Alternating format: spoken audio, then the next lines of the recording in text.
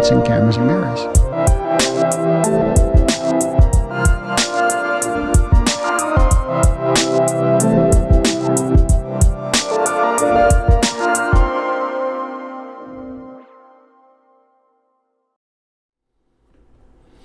Oh, hello, it's your boy, Auteur Deluxe. You know my name, you know the name, Auteur Deluxe. I literally came up with this by just putting like 10 film words into a username generator, like kind of like a Childish Gambino with the Wu-Tang name creator, whatever. But yeah, Auteur Deluxe, I think it was the first thing that came up, and I said, you know what, it works, it fits, I like the way it looks, I like the way it sounds. Auteur is a cool word, whatever, we're doing it, it sticks. But it does come off a little highfalutin. There's certain expectations when you hear the word auteur. It comes off a little pretentious. Howie knows. Howie, tell him. Auteur Deluxe. Auteur Deluxe. But don't get it twisted. I think Wim Wenders is overrated. I will never sit through a silent film if there's not at least one monster in it. And I'm definitely not sitting through either of these bad boys. You can call me a lot of different things as a film fan, but I really hope pretentious is not one of them. And this little preamble is just to set up today's video. I think Scanners might be the best film franchise of all time, if not the most consistent film franchise of all time. Let's back up. I didn't even know there were sequels to Scanners until about 2 months ago. I had no idea that, especially there were 5 of these things. Of course, I'd seen the original. I love the original, but yeah, I didn't know there were 5. I'd always been pretty tough on sequels as a film fan for a long time, until I was given the enormous slate of free time last year because of COVID, and then it ran into October. I kind of caught up on a lot of horror franchises and horror sequels that I'd never seen before.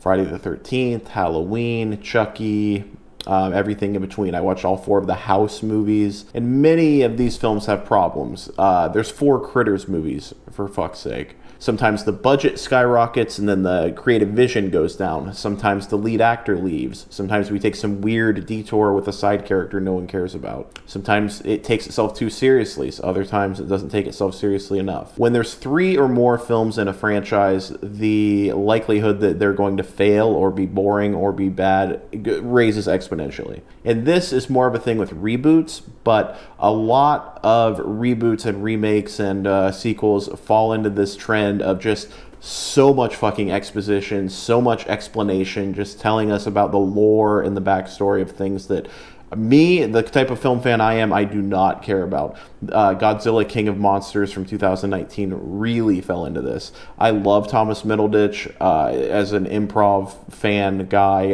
I've heard him on podcasts going on flights of fancy for upwards of an hour, and I'm engaged the entire time. However, when he starts talking this Godzilla bullshit, I am bored immediately. Show me Godzilla. I don't want to hear you talk about Godzilla.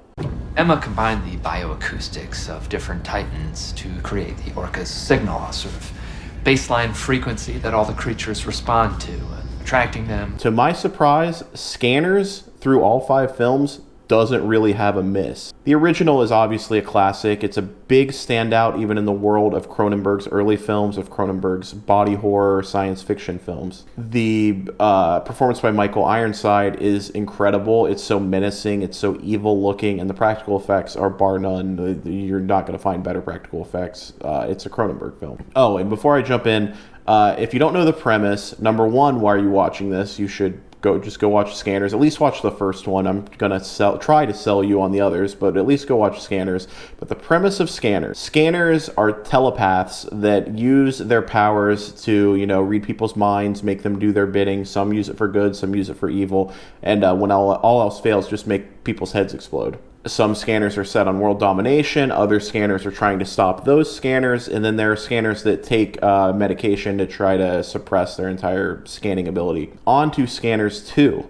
This one gets bogged down a little bit. We're still, retreading what is a scanner, what's going on, what is this movie going to be. However, we get a new villain, and it's a great villain. Raul Max Trujillo is no Michael Ironside, but he brings a lot to the table. Also, the producers clearly went, okay, what are the best parts of Scanners? The scan battles, the heads exploding, and, just the mayhem. So they lean all the way into that. There's way more body horror. There's way more scan battles, explosions, everything you could want. Scanners 3 is where it begins to get a little wacky. We have our first female scanner, which, that is not inherently wacky. I'm not saying that.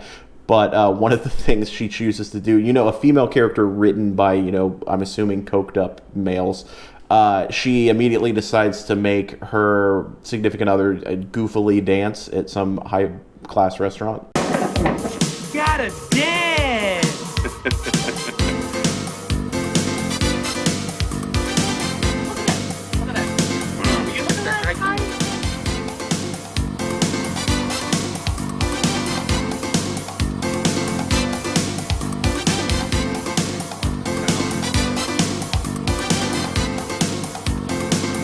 This movie is very over the top and has lots of straight-to-video 1990s staples. We've got kickboxing, we've got lasers, we've got explosions, we've got motorcycle explosions, we've got guys in ponytails with sunglasses chasing people with guns. The worst acting in the film franchise, and it has a very convoluted story. But did I have fun? A lot of fun. I had probably the most fun in the series. The scan battles are incredible, as always, in this franchise. However, in this one, you have someone get scanned underwater and their head explodes underwater.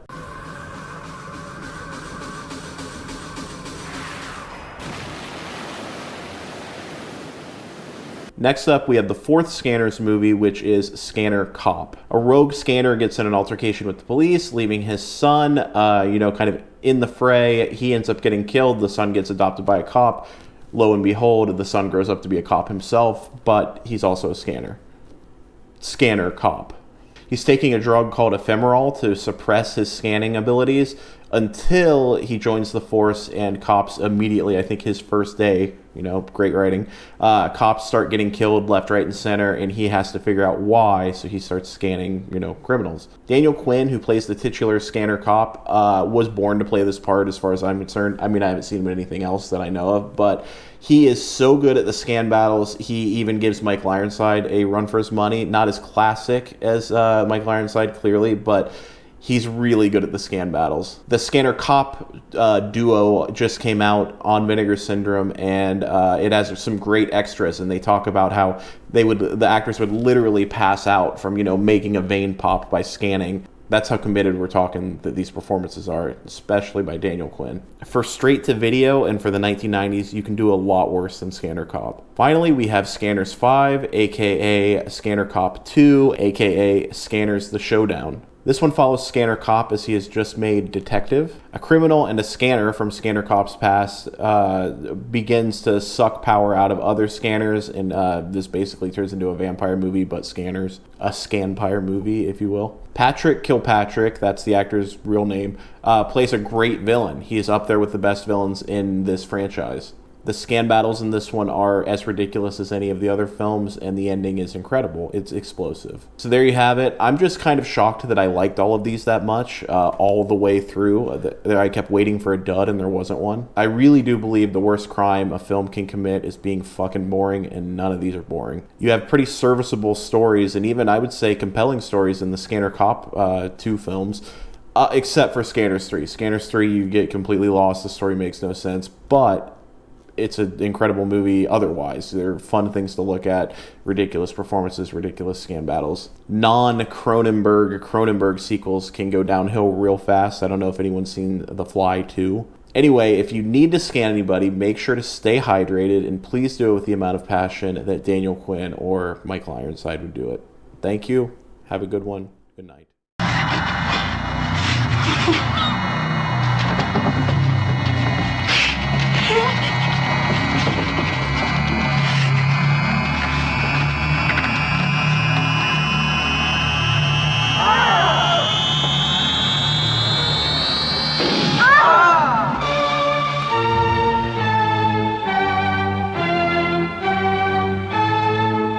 The Mind Force. Scanners. Their thoughts